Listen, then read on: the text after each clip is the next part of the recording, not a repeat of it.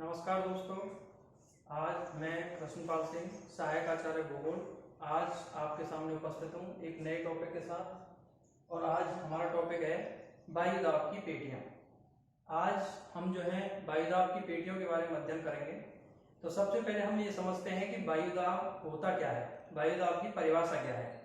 तो जैसा कि नाम से स्पष्ट है, वायु का दाब अर्थात समुद्र तल पर वायुमंडल के एक लंबवत स्तंभ का पड़ने वाला जो भार होता है वो वायुदाब कहलाता है।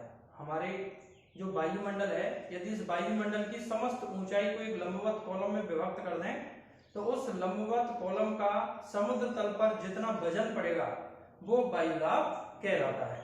वायुदाब को मापने की जो इकाइयां हैं वो यहाँ लिखी हुई है, मिलीबार या इंच। अर्थात ज्यादातर हम वायुदाब को मिलीबार में या फिर इंच में मापते हैं। और हमारी पृथ्वी का समुद्र तल पर औसत जो वायुदाब है 1013.25 मिलीबार है। अर्थात हमारी पृथ्वी पर औसत वायुदाब कितना है? 1013.25 मिलीबार। ये हमारी पृथ्वी का औसत वायुदाब है। हालांकि वायुदाब में निरंतर परिवर्तन होता रहता है समय के हिसाब से, और विभिन्न स्थानों पर वायुदाब परिवर्तित होता रहता है। वायुदाब का सबसे महत्वपूर्ण परिवर्तन करने वाला जो घटक है वो तापमान है। और वायुदाब और तापमान दोनों में ही विपरीत संबंध होता है। तापमान जैसे जैसे बढ़ता है वायुदाब क्रमशः कम होता है। अर्थात तापमान और वायुदाब दोनों एक दूसरे से विपरीत रूप से संबंधित हैं।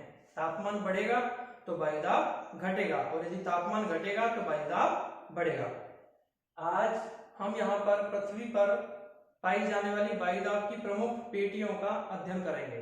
तो पृथ्वी पर वायुदाब की मुख्य रूप से कुछ पेटियां पाई जाती हैं, और उन पेटियों के बारे में आज हम यहाँ पर जानेंगे। तो सामान्य परिस्थितियों में जब सूर्य भूमध्य रेखा पर सीधा चमकता है, जिसको हम विषुव की स्थिति कहते हैं, और उसमें दो स्थितियां ऐसी हैं जब सूर्य भूमध्य रेखा पर सीधा चमकता है। एक है 21 मार्च की स्थिति, जिसको हम बसंत विषुव के नाम से जानते हैं, और दूसरी है 23 सितंबर की स्थिति, जिसको हम शरद विषुव के नाम से जानते हैं। और ये स्थितियां ऐसी हैं जबकि सूर्य की किरणें लंबवत रूप से भूमध्य रेखा पर होती हैं और पूरी पृथ्वी पर 12 घंटे का दिन और 12 घंटे की रात होती है। इस स्थिति में वायुदाब की जो पेटियां हैं वो आदर्श स्थिति में पाई जाती हैं, और इस विषुव की स्थिति में वायुदाब की पेटियों का जो वितरण है वो यहाँ डायग्राम में आप देख सकते हैं। डायग्राम में स्पष्ट रूप से दिखाया हुआ है। तो सबसे पहले हम बात करते हैं, यहाँ पर आप देख सकते हैं भूमध्य रेखा न्यून दाब की पेटी, और वो 0 डिग्री ये भूमध्य रेखा है, और 0 डिग्री से 5 डिग्री उत्तर और 5 डिग्री दक्षिण में ये भूमध्य रेखीय न्यून दाब की पेटी है। अर्थात यहाँ पर न्यून वायुदाब पाया जाता है। इस पेटी में वायुदाब काफी कम पाया जाता है, और इसकी मुख्य वजह यह है चूंकि सूर्य की किरणें भूमध्य रेखा पर सीधी चमक रही हैं, इसलिए यहाँ पर टेम्परेचर बहुत ज्यादा होता है, और टेम्परेचर ज्यादा होने की वजह से यहाँ संवहनीय हवाएं उत्पन्न होती हैं, जिससे हवा निचले वायुमंडल की परतों की जो हवा है वो गर्म होकर के ऊपर उठती है, और निचले वायुमंडल में वायुदाब कम हो जाता है। तो यहाँ भूमध्य रेखीय न्यून वायुदाब की पेटी में वायुदाब कम होने का एकमात्र जो कारण है वो तापमान की अधिकता है। तापमान ज्यादा है, इसीलिए यहाँ पर वायुदाब काफी कम पाया जाता है। और ये पेटी ऐसी है जो साल भर निरंतर रूप से अस्तित्व में रहती है। साल भर ज्यादातर क्षेत्रों में ये पेटी पाई जाती है, जो भूमध्य रेखा की लगभग 5 डिग्री उत्तरी अक्षांश तक और 5 डिग्री दक्षिणी अक्षांश तक पाई जाती है। इसके बाद में हम देखें दूसरी पेटी, यहाँ पर 30 डिग्री उत्तरी अक्षांश से 30 डिग्री दक्षिणी अक्षांश के 30 डिग्री उत्तरी अक्षांश से 35 डिग्री उत्तरी अक्षांश के बीच, और ऐसे ही दक्षिणी गोलार्ध में भी हम बात करें तो 30 डिग्री दक्षिणी अक्षांश से लेकर के 35 डिग्री दक्षिणी अक्षांश, अर्थात दोनों ही गोलार्धों में उन्हीं समान 30 डिग्री से 35 डिग्री अक्षांशों के बीच में वायुदाब की दूसरी पेटी पाई जाती है। और यहाँ पर वायुदाब की उच्च वायुदाब की पेटी है, जिसको हम उपोष्ण उच्च दाब की पेटी के नाम से जानते हैं। तो इस पेटी में 30 से 35 डिग्री अक्षांशों के बीच में पृथ्वी पर वायुदाब अधिक पाया जाता है, और यहाँ वायुदाब अधिक पाए जाने का मुख्य जो कारण है वो ये है कि यहाँ भूमध्य रेखीय पेटी पर जहां तापमान की वजह से संवहनीय हवाएं होती थी, वो यहाँ भूमध्य रेखीय पेटी पर ऊपर उठती हैं और ऊपरी वायुमंडल में जाकर के जब उनका तापमान डाउन हो जाता है तो वो ऊपर उठना बंद कर देती हैं और क्षैतिज रूप से चलने लगती है। तो ऊपरी वायुमंडल में हवाएं क्षैतिज रूप से उत्तर और दक्षिण की ओर मुड़ जाती हैं और उसके बाद में पृथ्वी की घूर्णन गति की वजह से लगभग 30 से 35 डिग्री अक्षांशों में ये हवाएं नीचे उतरती हैं। और जब ऊपर से हवाएं नीचे उतरती हैं तो निचले वायुमंडल में हवाओं की सघनता बढ़ जाती है, जिस वजह से वायुदाब अधिक हो जाता है। तो यही कारण है कि इस 30 से 35 डिग्री अक्षांशों के बीच के क्षेत्र में दोनों ही गोलार्धों में उच्च वायुदाब पाया जाता है। और यह उच्च वायुदाब की पेटी सर्दियों के सीजन में ज्यादा सघन और ज्यादा नियमित रूप से पाई जाती है, जबकि ग्रीष्म काल में थोड़ी विच्छिन्न हो जाती है, कहीं कहीं पर यह विलुप्त हो जाती है। तो ये वायुदाब की दूसरी महत्वपूर्ण पेटी है, उपोष्ण उच्च दाब की पेटी के नाम से इसको जाना जाता है। अब हम बात करते हैं तीसरी वायुदाब की प्रमुख पेटी की, जो कि हमारे 60 डिग्री से 65 डिग्री अक्षांशों के बीच पाई जाती है। 60 डिग्री से 65 डिग्री उत्तरी अक्षांश और ऐसे ही दक्षिणी गोलार्ध में भी 60 डिग्री से 65 डिग्री दक्षिणी अक्षांशों के बीच में वायुदाब की तीसरी प्रमुख पेटी पाई जाती है। और ये तीसरी पेटी का नाम है उपध्रुवीय न्यून दाब की पेटी। उपध्रुवीय इसलिए कह रहे हैं क्योंकि ये क्षेत्र ध्रुवों के नजदीक वाला है, इसीलिए उपध्रुवीय क्षेत्र के नाम से जाना जा रहा है। और न्यून दाब यहाँ पर पाया जाता है, अर्थात इस पेटी में न्यून दाब पाया जाता है। यही कारण है कि इसको उपध्रुवीय न्यून दाब की पेटी कहा जाता है। और यहाँ पर न्यून दाब पाए जाने का एक जो कारण है वो पृथ्वी की घूर्णन गति से संबंधित है, अर्थात यहाँ भी न्यून दाब का जो मुख्य वजह है वो पृथ्वी की घूर्णन गति है, अर्थात ये पेटी भी गतिजन्य पेटी है।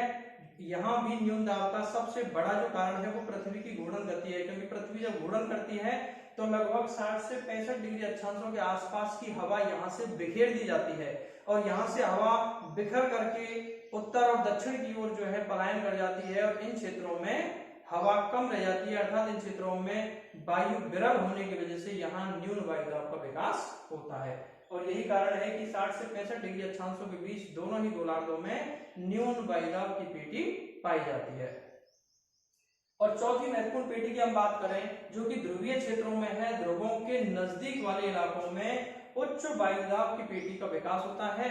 और ये दोनों ही ध्रुवों के नजदीक लगभग 5 से 7 डिग्री अक्षांशों के बीच इसका विस्तार पाया जाता है और दोनों ही ध्रुवों के आसपास के क्षेत्रों में उच्च वायुदाब पाया जाता है। और यहाँ ध्रुवीय क्षेत्रों में इस उच्च वायुदाब की पेटी का सबसे जो मुख्य कारण है वो यहाँ तापमान का कम होना है, अर्थात ये तापजन्य पेटी है और यहाँ वायुदाब उच्च पाए जाने का सबसे बड़ा जो कारण है वो तापमान का न्यून होना है। ये ध्रुवीय क्षेत्र है और ध्रुवीय क्षेत्रों में सूर्य की किरणों का तिरछापन बहुत ज्यादा होता है, इस वजह से यहाँ बहुत कम मात्रा में सूर्य की ऊष्मा मिल पाती है और ज्यादातर समय बर्फ से आच्छादित रहता है ये क्षेत्र। और यही कारण है कि यहाँ पर वायुदाब काफी उच्च पाया जाता है। तो इस प्रकार से हमारे पृथ्वी पर वायुदाब की ये पेटियों का सामान्य वितरण है जो कि विषुव वाली स्थितियों में देखने को मिलता है। ये आदर्श स्थिति है, इसमें वास्तविक स्थिति में व्यवहारिक रूप से हम देखें तो इसमें ये पेटियां निरंतर ना होकर के कहीं कहीं विच्छिन्न अवस्था में भी पाई जाती हैं, लेकिन वायुदाब की आदर्श पेटियां इस तरीके से ये इनका वितरण है जो कि मुख्य रूप से विषुव वाली स्थितियों में 21 मार्च और 23 सितंबर की स्थितियों में देखने को मिलती है। अब हम बात करेंगे कि चूंकि हमारी पृथ्वी 23.5 डिग्री अपने अक्ष पर झुकी हुई है और इस झुकाव की वजह से ही सूर्य की किरणों का जो लंबवत होना है उस स्थिति में बदलाव होता रहता है और सूर्य क्रमशः उत्तरायण और दक्षिणायन की स्थिति में आता रहता है। तो ऐसी स्थिति में जब सूर्य उत्तरायण हो या फिर सूर्य की स्थिति दक्षिणायन हो तो फिर हमारी इन वायुदाब की पेटियों की दशाओं में क्या परिवर्तन होता है तो वो हम यहाँ पर डिस्कस करेंगे। तो सबसे पहले हम यहाँ देख सकते हैं लिखा हुआ भी है और नीचे जो है दोनों ही स्थितियां, उत्तरायण की स्थिति जो कि 21 जून को जबकि कर्क अयनांत होता है उस स्थिति में वायुदाब की पेटियों की कंडीशन क्या है, और दक्षिणायन की स्थिति 22 दिसंबर जिसको हम शीत अयनांत या फिर मकर अयनांत के नाम से भी जानते हैं, तो इस दक्षिणायन की स्थिति में वायुदाब की पेटियों की क्या कंडीशन रहेगी। तो ये यहाँ डायग्राम के माध्यम से आप देख सकते हैं और ये लिखा हुआ है। तो हम सबसे पहले बात करेंगे सूर्य के उत्तरायण की स्थिति में वायुदाब की पेटियों की स्थिति क्या होगी।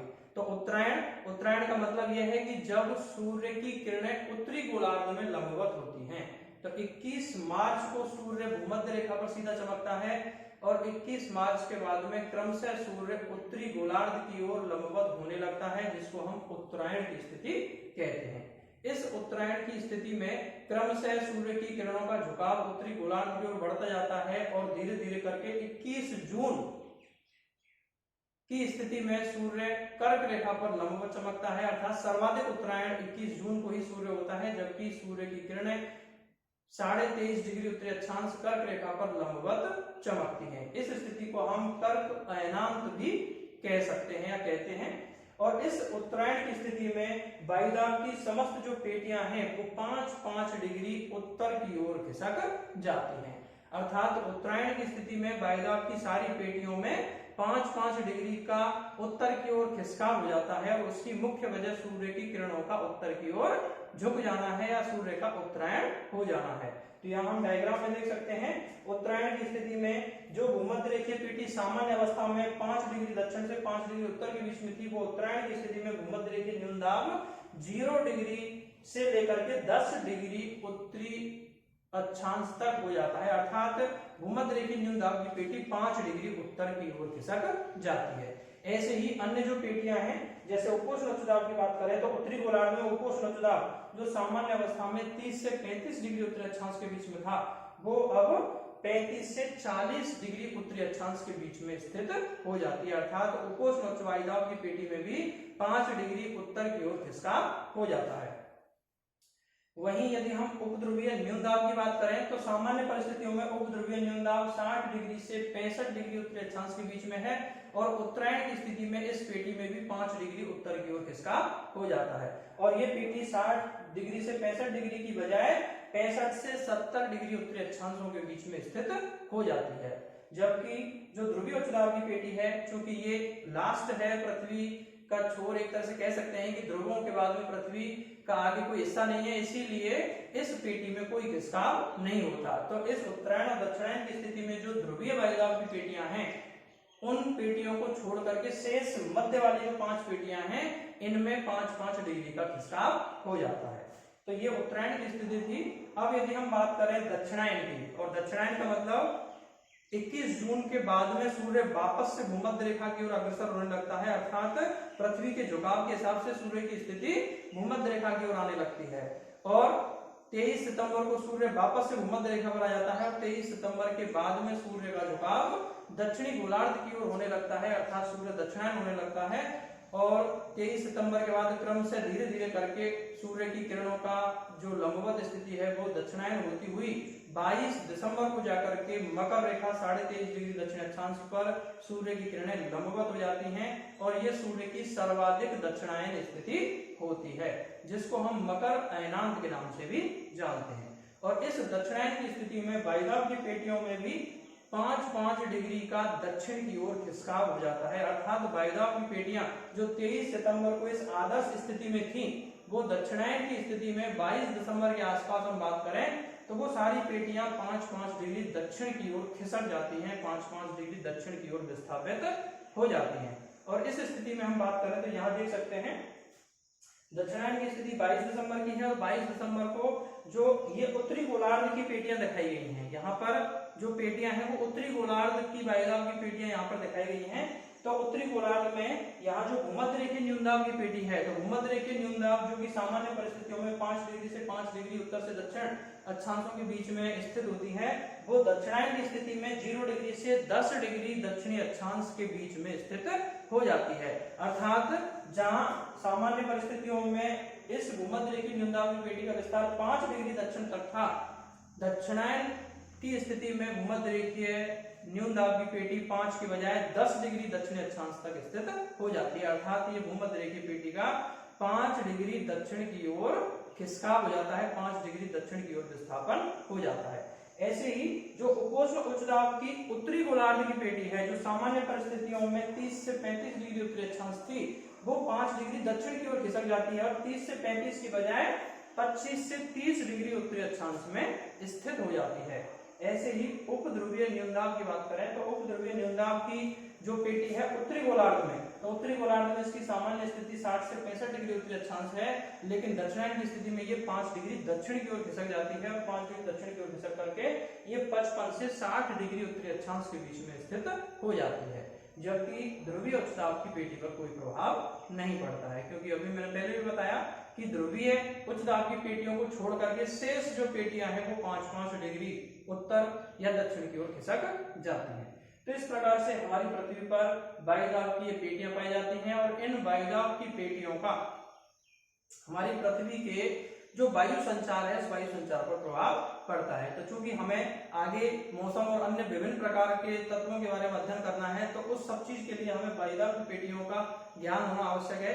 इसीलिए आज हमने इस पूरे टॉपिक को डिस्कस किया और इस वायुदाब की पेटियों के अध्ययन से हमें पृथ्वी पर वायुदाब की विभिन्न पेटियां और सामान्य और उत्तरायण और दक्षिणायन की स्थितियों के बारे में बहुत सारी जानकारियां मैंने यहाँ इस वीडियो के माध्यम से देने की कोशिश की है। आशा करता हूँ कि आपको मेरा वीडियो पसंद आया होगा।